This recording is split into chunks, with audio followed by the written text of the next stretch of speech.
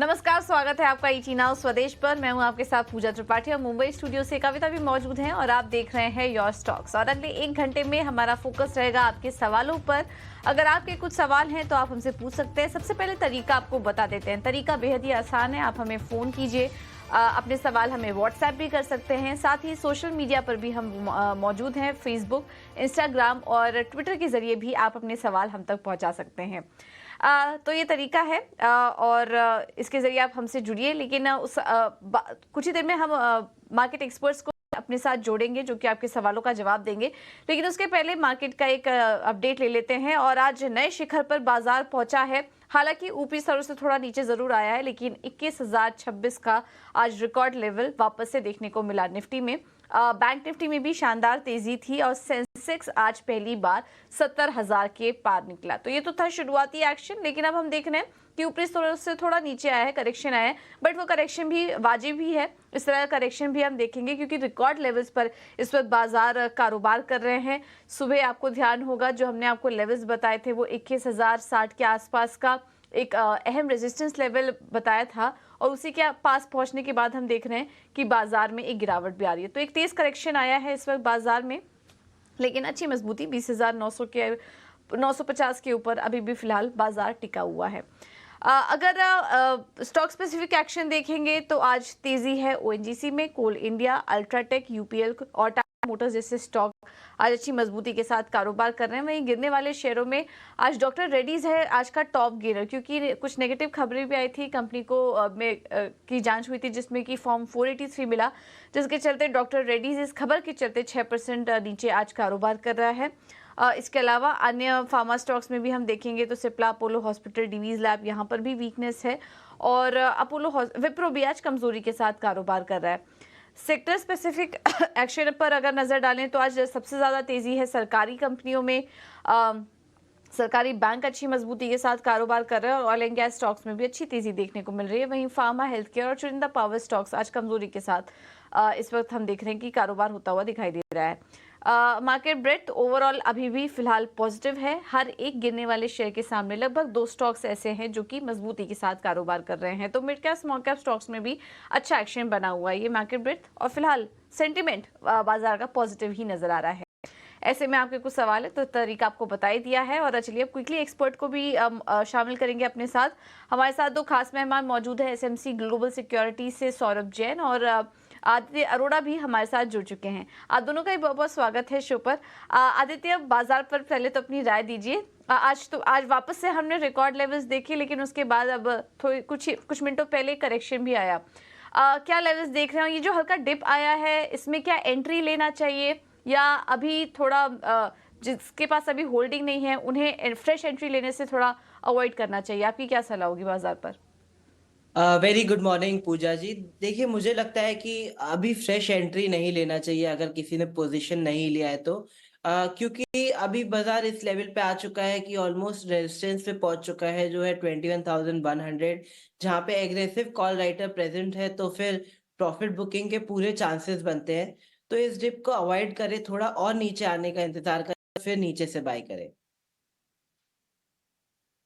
चलिए, और मेरे ख्याल से योर स्टॉक में अब शुरुआत करते हैं दर्शकों के सवालों के साथ भी। और हमारे पहले दर्शक हमारे साथ जुड़ गए हैं उत्तर प्रदेश से, रोहित सोनी। हाय, गुड मॉर्निंग रोहित, कैसे हैं आप? गुड मॉर्निंग मैडम, मैं ठीक हूँ। बहुत बहुत धन्यवाद, आपने अपना सवाल हमें भेजा। और बताएं रोहित, आपका सवाल किस स्टॉक पर है? मैडम, मैं स्वान एनर्जी के 25 शेयर हैं 390 के भाव पे। ओके, तो अभी होल्ड करें कि सेल कर दें? आपने किस नज़रिए के साथ इसको लिया हुआ है? शॉर्ट टर्म में। शॉर्ट टर्म मुनाफे में बैठे हैं आप तो फिलहाल, और मुनाफा कमाने की फिराक में हैं। चलिए, सौरभ के पास मैं जाऊंगी। सौरभ, 390 की इनकी बाइंग है फिलहाल, ये प्रॉफिट में, लेकिन इनका नज़रिया भी शॉर्ट टर्म है। चार्ट्स पर आपको किस तरह से ये स्टॉक उभरता हुआ दिखाई दे रहा है? देखिए, माफ कीजिए, चार्ट के बारे में तो नहीं बता पाऊंगा, लेकिन जिस ओके। हिसाब से इन्होंने बताया कि ये थोड़ा शॉर्ट अवधि के लिए इसमें इन्होंने इन्वेस्टमेंट किया है, तो वैल्यूएशन के लिहाज से थोड़ा महंगा दिखता है। तकरीबन 5 गुना से ज्यादा बुक वैल्यू पे ट्रेड कर रहा है और एक छोटी कंपनी है। मुझे लगता है कि जिस तरह से स्मॉल कैप, मिड कैप में रैली आई है, तो ये रैली थोड़ी थोड़ी कहीं ना कहीं हो सकता है नीचे की ओर भी रुख करे। तो बेहतर तो यही होगा कि ये यहाँ पर मुनाफ़ा वसूली करे और एग्ज़िट करे।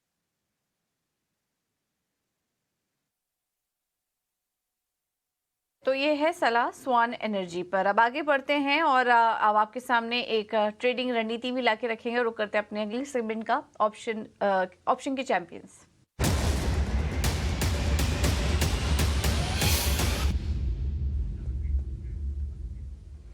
हमारे साथ जेएम फाइनेंशियल्स के अक्षय भागवत जुड़ चुके हैं। Akshay, thank you so much समय देने के लिए। बताइए आज क्या स्ट्रैटेजी होगी आपकी तरफ से? जी गुड मॉर्निंग। तो जो स्टॉक का चुनाव किया है मैंने आज, स्टॉक का नाम है इंडसइंड बैंक।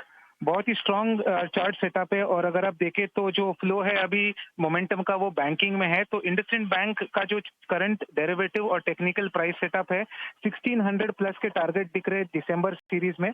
तो ऑप्शन के जरिए आपको सिंपल जो है वैनिला कॉल बाइंग की रणनीति बनानी है, जहां पे आपको 1540 की कॉल बाय करनी है।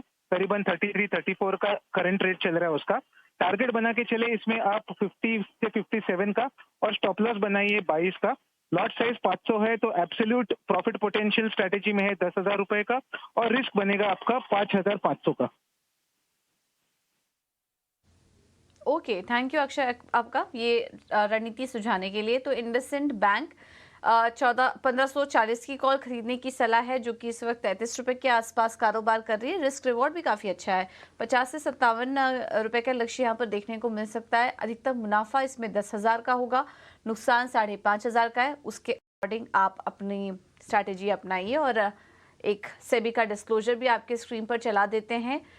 वायदा बाजार में ट्रेड करने से पहले थोड़ी सतर्क रहकर और अपने स्टॉप लॉस का ध्यान में रखकर ट्रेड करिए, क्योंकि 10 में से 9 लोगों को इसमें नुकसान होता है। तो इसका ध्यान रखिए। यहाँ पर आपको ऑप्शन की रणनीति बताई जा रही है। चलिए अब आगे बढ़ेंगे और अगले दर्शक हमारे साथ जुड़ चुके हैं। दिल्ली से सुरेंद्र कुमार जी ने कॉल किया है हमें। नमस्कार सुरेंद्र जी, क्या सवाल है आपका? पूछिए। सर मेरे पास अशोका लीलैंड के 25 शेयर हैं 145 के भाव पे, क्या किया जाए? कितना समय दे सकते हैं आप? 1.5 महीना। ओके आदित्य, आप सलाह दीजिए। 1.5 महीने का ही नजरिया है इनका। अशोक लेलैंड में 145 पर लिया था, इनके बाइंग प्राइस से थोड़ा ऊपर कारोबार कर रहा है ये स्टॉक। अब 1.5 से 2 महीने के लिए क्या टारगेट्स आप देख रहे हैं अशोक लेलैंड में? मैं कॉन्ग्रेचुलेट करना चाहूँगा व्यूअर को कि काफ़ी अच्छा मुनाफा कमा रहे हैं वो इसमें अभी। बट स्टॉक का अगर पैटर्न देखें तो इतना बुलिश पैटर्न नहीं बन रहा है। तो मेरी राय रहेगी कि एक बार स्टॉक में मुनाफा वसूली कर सकते हैं, क्योंकि स्टॉक एक बार वापस नीचे उतर के 165-160 लेवल पे आ सकता है। तो इस लेवल पे मुनाफा बुक किया जा सकता है। आदित्य, क्वांटिटी काफी कम ले रखी है, अभी इतना मुनाफा नहीं हो रहा है इनको। हार्डली 720 का है, क्योंकि प्राइस वाइज एक्शन तो हम देख रहे हैं, लेकिन क्योंकि क्वांटिटी सिर्फ 25 शेयर्स हैं इनके पास, उस लिहाज से देखेंगे तो ज्यादा गेन नहीं हो रहा है। तो अभी वेट करना चाहिए इन्हें स्टॉक में। मेरे हिसाब से देखिए, अगर पोजीशन बना के भी रखेंगे और स्टॉक गिरेगा तो ज़्यादा फायदे का वो सौदा नहीं रहेगा। इससे अच्छा प्रॉफिट बुक किया जा सकता है, एग्जिट किया जा सकता है और अच्छी अपॉर्चुनिटी वेट करें जहाँ पे स्टॉक सस्ते में मिले और कम समय में अच्छा मुनाफा मिले। ऐसी अपॉर्चुनिटी की तलाश रहेगी। तो अभी फिलहाल मुनाफा या एग्जिट लिया जा सकता है। ठीक है, तो अशोक लेलैंड 175 पर कारोबार कर रहा है। बहुत ज्यादा तेजी की उम्मीद नहीं नजर आ रही है चार्ट्स पर अशोक लेलैंड में। तो केवल 1.5 से 2 महीने का ही नजरिया है। तो आप कोई और स्टॉक आप यहाँ पर एंट्री ले सकते हैं। हम शो के दौरान काफी सारी रणनीति आपको बताते भी हैं शॉर्ट टर्म के लिए, आप वहां पर एंट्री लीजिए। अशोक लेलैंड में 1.5 से 2 महीने के लिए बहुत बड़ी तेजी फिलहाल नहीं दिखाई दे रही। महाराष्ट्र से संदीप मेरे दर्शक मेरे साथ जुड़ गए हैं। संदीप नमस्कार, कविता बोल रही हूँ। एयरकॉन लिया है आपने? Yes ma'am. कितना, 1 साल से ज्यादा पुरानी खरीद है आपकी? ज्यादा पुरानी है मैम। हाँ, 44 के लेवल पर ली और बम्पर मुनाफे पर भी बैठे हैं आप, है ना? हाँ जी हाँ जी। तो किसने रेकमेंड किया था आपको ये स्टॉक? नहीं, ऐसी मैंने गवर्नमेंट कंपनी देखा था तो ले लिया था। चलिए, फिलहाल मुनाफे से खुश हैं? हाँ जी। तो और रुकना चाहते हैं कि प्रॉफिट बुक करना चाहते हैं? नहीं रुकना चाहता हूँ उसमें। रुकना चाहते हैं, पर और कितना हाँ। रुकना चाहते हैं ये आपका सवाल होगा। कोई खास लक्ष्य बांध रखा है क्या इस स्टॉक के साथ, क्योंकि कमाई तो आपकी अच्छी खासी हो रही है, इस पैसे का कहीं और इस्तेमाल करना है आपने? नहीं मैम, ऐसे तो कोई नीड नहीं है अभी। अच्छा, बहुत बढ़िया। आदित्य, आपके पास आऊंगी। देखिए, बढ़िया कमाई तो इनको हो रही है, और जिस तरह से हम इस थीम के स्टॉक्स आने वाले वक्त में चलता हुआ भी देखेंगे। देखिए, इलेक्शन का भी माहौल है हमारे देश में, और 1 साल से ज़्यादा पुरानी की खरीद भी है, 44 के रुपए भाव पर इन्होंने खरीदारी कर रखी है। और क्या इनको रुकना चाहिए इसमें, और अगर रुकना भी चाहिए तो मेरे ख्याल से कितना समय और देना चाहिए आदित्य आपके मुताबिक? देखिए, आपने एकदम सही बताया कि व्यूअर ने बहुत अच्छा मुनाफा कमाया है इसमें, उनको मैनी कॉन्ग्रेचुलेशंस फॉर दिस। पर देखिए, स्टॉक अभी जो 180 का रेजिस्टेंस है वहां पे इसके लिए एक रुकावट है, और 180 190 मेरा मानना है कि ये एक रेजिस्टेंस है स्ट्रॉन्ग स्टॉक के लिए। तो दिसंबर जैन में इस इधर यही लेवल पे या थोड़ा सा ऊपर थोड़ी सी मुनाफा वसूली की जा सकती है, क्योंकि क्या है, नेक्स्ट ईयर इलेक्शन आ रहे हैं तो बाजार में काफी वॉलेटिलिटी का स्कोप बनता है, और ग्लोबल आउटलुक थोड़ा सा अच्छा बन नहीं रहा है ग्लोबल इक्विटीज के लिए। तो थोड़ा स्टॉक नीचे आ सकता है, जैसे कि 150 130 लेवल के आसपास, 120 ये इसके नीचे के रिट्रेसमेंट लेवल बन रहे हैं। तो मेरा मानना है कि यहाँ पे थोड़ा सा मुनाफा एक्चुअली वसूल किया जा सकता है और नीचे से लिया जा सकता है। और दर्शक को अगर सिर्फ होल्ड करके रखना है तो मेरे हिसाब से 2 से 4 साल का इसमें बनाना चाहिए। उस केस में इसका अपसाइड बनता है 250 से लेके 300, बट वो थोड़ा सा लॉन्ग टर्म व्यू हो जाएगा, 2 से 4 साल। अगर व्यू है आधा साल का या 3 महीने का, तो मेरे हिसाब से यहाँ पे प्रॉफिट बुक किया जा सकता है। चलिए, तो संदीप, क्लियर कट सलाह है आपको। अगर आप और रुकना चाहते हैं तो 2 से 4 साल का अगर नज़रिया है तो लगभग 250 से 300 रुपए तक के लेवल्स देखने को मिल सकते हैं। 6 महीने से 3 महीने तक का आपका व्यू है तो थोड़ी सी यहाँ पर कम गिरावट आ सकती है, और इस बीच अगर आप चाहें तो अभी अपना प्रॉफिट जो है वो बांध सकते हैं, या पार्ट प्रॉफिट भी बांध सकते हैं। शुक्रिया संदीप अपना सवाल हमें भेजने के लिए। कहती हूँ राम शंकर साहब मेरे साथ फोन लाइन पर हैं। नमस्कार सर, क्या हाल चाल? माफ़ कीजिएगा, ये सवाल हमें व्हाट्सएप पर भेजा है, और विप्रो की खरीदारी इन्होंने कर रखी है। इनकी जो बाइंग प्राइस है वो 678 है। सौरभ जैन के पास जाऊंगी। अच्छा, सौरभ जैन साहब हमारे फंडामेंटल एनालिस्ट हैं। सर माफ़ कीजिएगा, मैंने शुरुआत में आपसे छोटी अवधि के नज़रिए का सवाल भी पूछा था। हालांकि इस स्टॉक पे मैं दोनों ही सवाल पूछूंगी, छोटी अवधि का भी और लंबी अवधि का भी। तो शुरुआत सौरभ जी आपसे करना चाहती हूँ। रामशंकर जी फोन लाइन पर नहीं है, इसलिए नज़रिया जाना मुझे नहीं पता होगा कितना ये होल्ड करना चाहते हैं। बहरहाल बताइए, ये थोड़ा घाटे में चल रहे हैं, लेकिन और समय दिया जा सकता है ना, क्योंकि स्टॉक फंडामेंटली तो अगर आप और कमाई चाहते हैं तो रुकना पड़ेगा लंबा। देखिए कविता जी, ओवरऑल अगर आईटी सेक्टर का हम रुख देखें तो जो अर्निंग्स आ रही है वो नरमी की तरफ आ रही हैं, और अभी आउटलुक क्लियर नहीं है कि वेस्टर्न वर्ल्ड में, यूएस में, यूरोप में कितना स्पेंडिंग बढ़ेगा और कितना एआई की तरफ ट्रैक्शन होगा। मुझे लगता है आने वाले कभी अभी 3 से 4 क्वार्टर कह पाना बड़ा मुश्किल है कि आईटी क्षेत्र कैसे करेगा। अगर आप ओवरऑल देखें तो नवंबर 21 के बाद इंडियन आईटी शेयर उतना अच्छा किए भी नहीं है। और अगर आईटी सेक्टर में हम दिग्गज कंपनियों की बात करें तो विप्रो एक ऐसी कंपनी है जिन्होंने शुरू में काफ़ी एक्विजिशन की और बाज़ार को काफ़ी उम्मीद थी कि कंपनी बहुत अच्छा करेगी, स्टॉक का री-रेटिंग भी हुआ, लेकिन वैसा हो नहीं पाया। और ये कंपनी ऐसी है कि जितनी बड़ी कंपनियों में सबसे कम मार्जिन है। तो मुझे नहीं लगता, एक तो सेक्टर अंडर परफॉर्मर है और सेक्टर के अंदर विप्रो भी लैगार्ड है। मुझे लगता है कि अगर ये यहाँ पर अगर अपना नुकसान बुक करके फाइनेंशियल्स की तरफ अगर हों, तो मुझे लगता है कि इनके लॉस भी पूरे हो सकते हैं और थोड़ा प्रॉफिटेबिलिटी भी मिल सकती है। फाइनेंशियल्स में मुझे लगता है कि प्राइवेट बैंक्स में जो प्रायोरिटी रहेगी वो आईसीआईसीआई बैंक रहेगी, और एक्सिस बैंक अच्छा है, एचडीएफसी बैंक भी अच्छा है, लेकिन आईसीआईसीआई बैंक तीनों बैंकों में बेहतर रहेगा। और अगर हम पब्लिक सेक्टर बैंकों में बात करें तो यूनियन बैंक, कैनरा बैंक भी अच्छे हैं। और ये जो आपने प्राइवेट बैंकिंग के इनको चुनाव बताए हैं, इनमें नजरिया लंबा रखना पड़ेगा, 1 साल से ऊपर। 1 साल से ऊपर का। तो चलिए, विप्रो आपके मुताबिक यहाँ पे इनका जो घाटा है वो और बढ़ सकता है। आदित्य, शॉर्ट टर्म के लिए आपका टेक लेना चाहूंगी इसी स्टॉक पर। देखिए, जैसा इन्होंने बताया कि बहुत अनसर्टेनिटी है आईटी को लेके, and best days of IT are behind us. तो मेरा भी यही मानना है कि जो आईटी में रिबाउंड आ रहा है वो एक रिबाउंड ही है, एक रिवर्सल नहीं है वापस अप ट्रेंड का। तो ये जो उछाल है फ्रॉम 380 टू 420, उसमें मुनाफा वसूली करे, क्योंकि आगे जाके मुझे लगता है कि इवन आफ्टर 2 मंथ्स मुझे ऐसा लगता है कि स्टॉक में गिरावट आ सकती है। ज्यादा अपसाइड का स्कोप नहीं है, बट डाउनसाइड का स्कोप ज्यादा है। ठीक है, तो ये है सलाह विप्रो पर। चलिए अब अगले सवाल को ले लेते हैं। हमारे साथ राजस्थान से राकेश शर्मा जी जुड़े हैं। राकेश जी नमस्कार, कहिए आपका सवाल क्या है सर? मैं ये पूछा था मैडम, जैसे अपने मेरे को लॉन्ग टर्म जी। के लिए इन्वेस्ट करना है बेसिकली।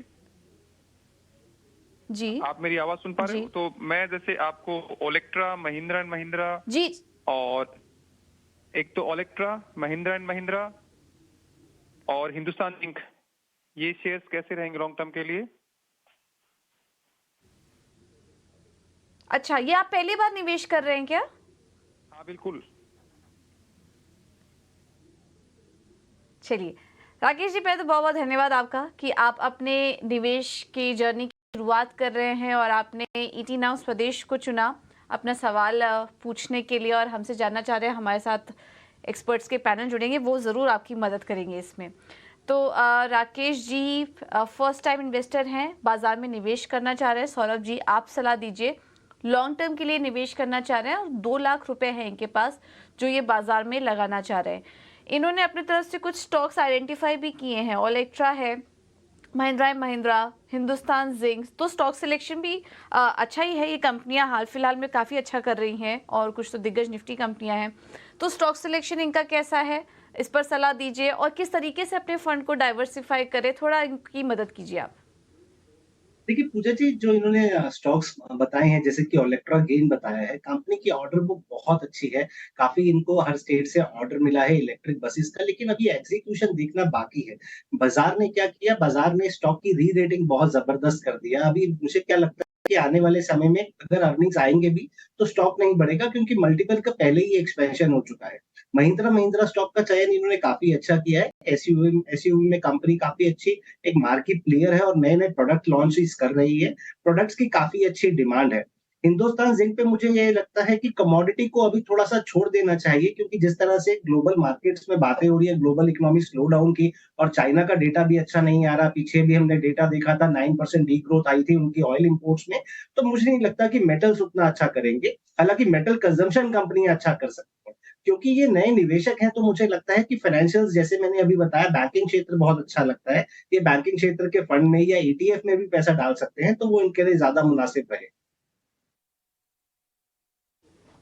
ठीक है राकेश जी, उम्मीद है आपको मदद मिली होगी। कोई और सवाल है क्या आपका? महिंद्रा एंड महिंद्रा के अलावा फिर कोई अच्छा शेयर बताओ। ये जो आपने अभी जो मेरे 3 शेयर मैंने आपको अपनी राय मांगी थी, उसमें आपने महिंद्रा एंड महिंद्रा अच्छा बताया। उसके अलावा HAL अच्छा शेयर है क्या लॉन्ग टर्म के लिए? ठीक है सौरभ जी, आपने महिंद्रा को तो बताया है, और कोई स्टॉक आप इनको जो सुझा पाए, आप इनको क्लियर कट इंस्ट्रक्शन दे दीजिए कि कितना फंड, कौन कौन से स्टॉक में लगाएं, कितनी अवधि के लगाएं। थोड़ा क्लियर कट इनको बता पाएगी, क्योंकि फर्स्ट टाइम निवेशक हैं तो इनको काफी मदद हो जाएगी। देखिए, जो सेक्टर अच्छा लगता है वो यूटिलिटीज अच्छा लगता है, रिलायंस अच्छा लग रहा है, बैंकिंग अच्छा लग रहा है, ऑटो भी अच्छा लग रहा है और कैपिटल गुड्स भी अच्छा लग रहा है। तो मुझे लगता है कि कुछ पैसा ये रिलायंस में डाल सकते हैं, कुछ पैसा बैंकिंग क्षेत्र में, जैसे कि हमने पहले बताया, प्राइवेट सेक्टर के बैंक जो दिग्गज कंपनियां आईसीआईसीआई, एक्सिस या एचडीएफसी बैंक, तीनों में से कोई भी एक कंपनी का चयन कर सकते हैं। उधर पीएसयू क्षेत्र में एसबीआई, कैनरा, यूनियन बैंक, इन तीनों में से भी किसी कंपनी का भी चयन कर सकते हैं। कैपिटल गुड्स में मुझे लगता है लार्सन टुब्रो अच्छी पिक रह सकती है। तो लॉन्ग टर्म ये मुझे लगता है कि ये 4-5 क्षेत्र हैं जहां पर आप अपने पैसे को इक्वली डिस्ट्रीब्यूट कर सकते हैं। ठीक है, तो राकेश जी, ये कुछ स्टॉक्स आपको बता दिए गए हैं। अपने स्पेस की दिग्गज कंपनी है, निफ्टी कंपनियां हैं, इनमें पैसा लगा सकते हैं आप, कोई टेंशन भी नहीं होगी। और लॉन्ग टर्म के लिए सारी कंपनियां आपको अच्छा पैसा बनाकर भी देंगी। रिलायंस, LNT जैसी कंपनियां फर्स्ट टाइम निवेशक के लिए सेफ इन्वेस्टमेंट है। तब तक आप मार्केट को वॉच कीजिए, स्टडी कीजिए, और कोई भी कंफ्यूजन हो तो आप हमें कॉल कर सकते हैं। चलिए अब अगले दर्शक को शामिल करते हैं। आगरा से हमारे साथ शाहिद जी जुड़े हैं। शाहिद जी नमस्कार, अपना सवाल पूछिए।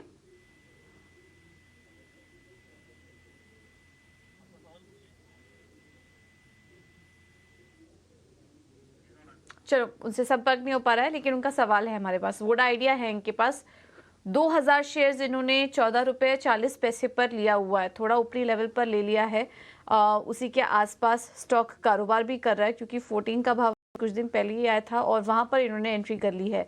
हालांकि स्टॉक आज ऊपर है लेकिन इनके खरीद भाव से नीचे और क्वांटिटी भी अच्छी खासी लेके रखी है। आदित्य, क्या सलाह देंगे वोडा आइडिया में? आगे के टारगेट्स क्या देख रहे हैं आप?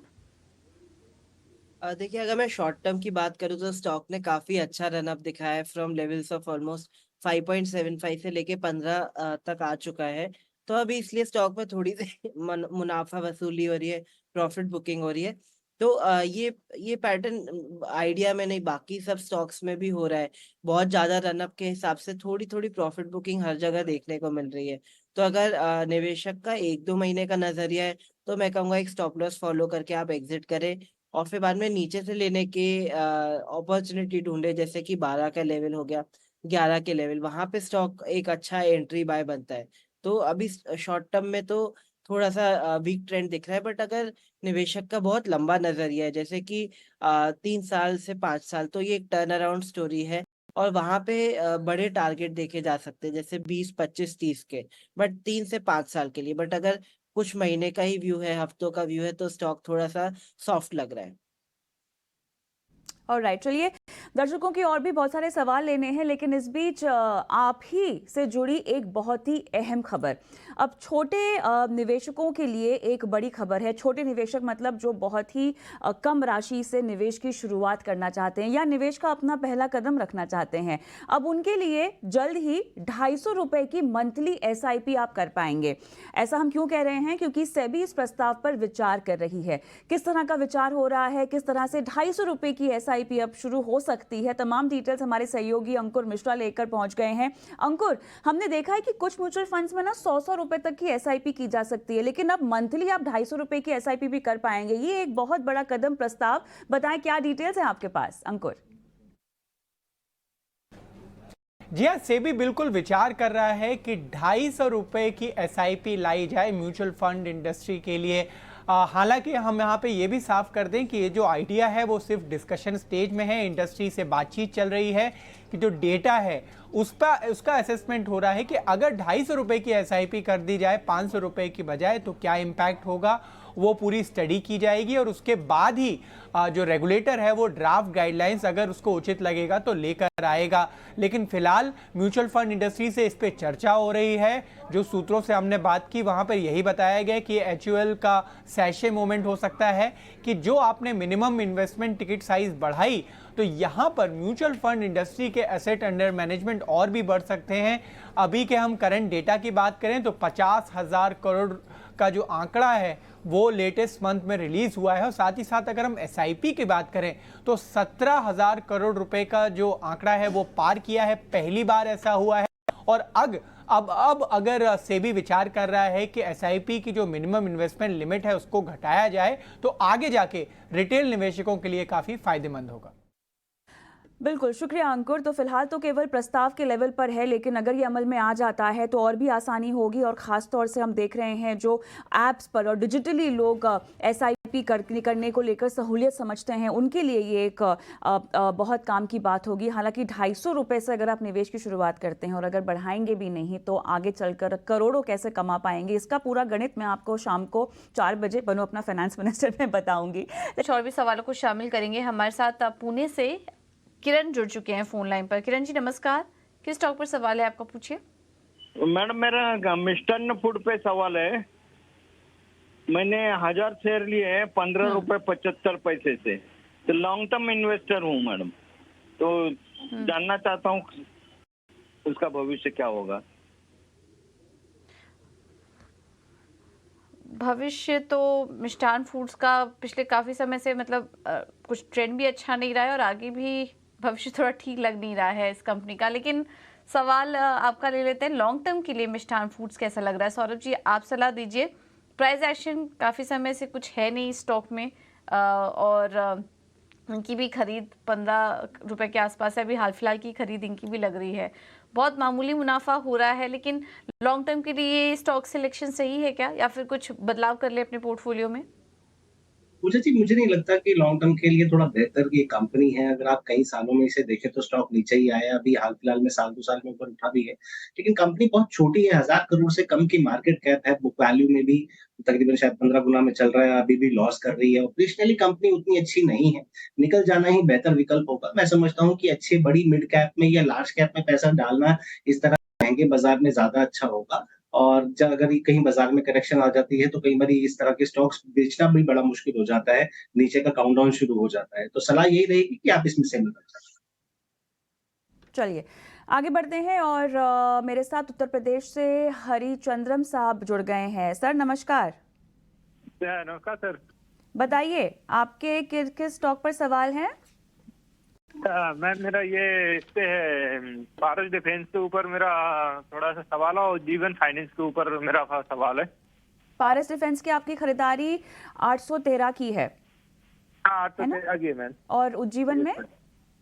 उज्जीवन 894 की मेरी खरीदारी है। 894 की 594? नहीं 594।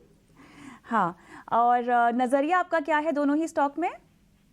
दोनों मैं इसको होल्ड करूं या क्या करूं? मैं उज्जीवन फाइनेंस का तो अभी लगभग 591 तक अभी गया है, तो मैं ये सोच रहा हूँ मैं इसको होल्ड करूं या निकल जाऊं? दोनों में ही ना? अगर हाँ ठीक है, alright. Aditya, short term view आपका क्या बन रहा है पारस डिफेंस में? देखिए, मैं दोनों स्टॉक पे राय देना चाहूंगा। मुझे लगता है कि उज्जीवन बहुत बेहतरीन लग रहा है और पारस डिफेंस थोड़ा सा कंसोलिडेशन में है। तो पारस डिफेंस को एक्चुअली एग्जिट किया जा सकता है और उज्जीवन फाइनेंस में बिल्कुल बने रहे। शॉर्ट टर्म स्ट्रक्चर काफी बुलिश बन रहा है। यहाँ से भी स्टॉक ऑलमोस्ट 3 से लेके 10% भाग सकता है इन शॉर्ट टर्म। ओके, ठीक है, तो ये है सलाह उज्जीवन स्मॉल फाइनेंस बैंक पर। आगे बढ़ते हैं और अगले सवाल हमें अहमदाबाद से पूछा है वैदेही शाह ने। वैदेही जी नमस्कार, अपना सवाल पूछिए। Good morning ma'am. मैम मेरे पास ट्रेजिंग कॉर्पोरेशन के 100 शेयर है 510 के रेट पे, और द्वारकेश शुगर के 1000 शेयर है 59 के रेट पे। तो मुझे इन दोनों में होल्ड करना है या फिर मुझे निकल जाना है? 59 के टाइम है। अच्छा, द्वारकेश शुगर आपने 59 पर लिया था, ठीक है। दोनों स्टॉक में मुनाफा तो हो रहा है आपको अच्छा। आदित्य आप सलाह दीजिए क्या करें, द्वारकेश शुगर और इसके अलावा दूसरा स्टॉक था इनका ड्रेजिंग कॉर्प, दोनों में अच्छा मुनाफा हो रहा है और चार्ट्स पे आपको और तेजी दिखाई दे रही है, बने रहें या फिर एग्जिट कर लें स्टॉक से? देखिए, शुगर सेक्टर की अगर हम बात करें तो मुझे लगता है कि best time is little behind us, क्योंकि इंटरनेशनली भी शुगर प्राइसेस बहुत ज़्यादा क्रैक कर रहे हैं, क्योंकि ब्राज़ील अपना सप्लाई बढ़ा रहा है शुगर प्रोडक्शन का, गिवन की अच्छी डिमांड आ रही थी। तो अब ज़्यादा सप्लाई है तो सेक्टोरल टेलविंड बन गया है, इंटरनेशनल टेलविंड है, मतलब नेगेटिव फैक्टर है शुगर कमोडिटी के लिए। तो इसलिए इन्वेंट्री लॉसेस होंगे शुगर कंपनीज को, इसलिए शॉर्ट टर्म में यहाँ पे मुनाफे का कोई बिल्कुल व्यू नहीं बनता। तो यहाँ पे बिल्कुल मुनाफा बांध लिया जा सकता है, उसको एंजॉय किया जा सकता है। और दूसरा ड्रेजिंग कॉप की बात करें तो उसके पैटर्न्स अच्छे बन रहे हैं, यहाँ पे थोड़ा हल्की फुल्की तेजी का इंतजार किया जा सकता है। ये तो मुनाफा बांधने की सलाह आपको द्वारकेश शुगर में यहाँ फिलहाल दी जा रही है, लेकिन हम आगे बढ़ेंगे। अगला सवाल शिरडी से मनोज का मैं लूंगी और टाटा पावर पर इनका सवाल है। 240 की इनकी खरीद है। सौरभ आपके पास आऊंगी सबसे पहले। देखिए मुनाफे पर तो ये बैठे हैं, लेकिन क्या और रुकना चाहिए? नज़रिया मैं नहीं जानती इनका क्योंकि फ़ोन लाइन पर नहीं है मेरे साथ, लेकिन बताइए फंडामेंटल व्यू आपका। देखिए, फंडामेंटली काफी अच्छी कंपनी है। टाटा ग्रुप का काफी अच्छा कमिटमेंट भी आ रहा है। टाटा पावर एक लॉन्ग टर्म प्ले के हिसाब से अच्छा स्टोरी चल रहा है। ओवरऑल यूटिलिटीज भी प्ले काफी अच्छा चल रहा है, लेकिन मैं समझता हूँ कि अगर आपने लॉन्ग टर्म के लिए नहीं लिया है तो ये एक अच्छा टाइम है थोड़ा बहुत मुनाफा करने का भी, क्योंकि काफी टाइम स्टॉक चला नहीं था और ये थोड़ा लेगार्ड की तरह बिहेव कर रहा था और अभी अचानक से काफी अच्छा रन अप आया है। तो अगर शॉर्ट टर्म का आपका थोड़ा भी नजरिया है तो थोड़ा यहाँ पर बुक करें और बाकी में बने रहें। ये सौरभ ने दोनों ही तरह के नज़रिए पर जवाब दे दी है टाटा पावर में। उम्मीद करते हैं कि दर्शक जो कि मनोज हैं उनको सलाह मिल गई होगी। और इसी के साथ सौरभ आपका, आदित्य आपका बहुत बहुत धन्यवाद। आप दोनों आज शो पर आए और दर्शकों का मार्गदर्शन किया उनके स्पेसिफिक स्टॉक्स को लेकर। और इसी के साथ मुझे और पूजा को भी इजाज़त दें, लेकिन